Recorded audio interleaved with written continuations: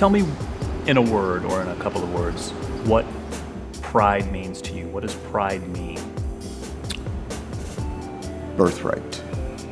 The contributions that we have made are not incidental or passing. They are pivotal. The things that we take for granted, from literature to art to computer science, we have more than earned our place in the world. My name is Victor Salvo, and I'm the co-founder and executive director of the Legacy Project. And tell me what the Legacy Project is. We are a nonprofit charity that is focused on cultural education and building awareness around the contributions LGBTQ people have made to world history and culture. It is extremely diverse in terms of gender and race and orientation and identification, and covers well over 20 different fields of contribution easily. My inspiration actually goes back a number of decades. The project was originally inspired in 1987 at the National March on Washington. Whether or not you deemed yourself an activist, you were on the front lines. When I realized that we were being asked to embrace a collective sense of our history, but none of us had any idea what it was, it made me think that a way had to be created in order to make this information publicly accessible.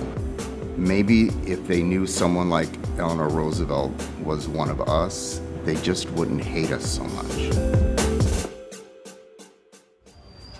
It moved forward from that point of creating an outdoor. It had to be open air, it had to be free, you couldn't have to pay an admission.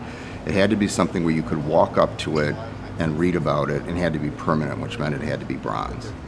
And that was really the inception of the idea. It took 25 years for that idea to come to fruition, but it was actually dedicated on October 11th, 2012. 25 years to the day the idea had been conceived. And tell me what that installation is now. The Legacy Walk is an outdoor museum, essentially, that features 40 bronze memorials recognizing the contributions of LGBTQ people to world history and culture. It spans a half mile on North Halsted Street in Chicago. And people have seen these. People know what these are.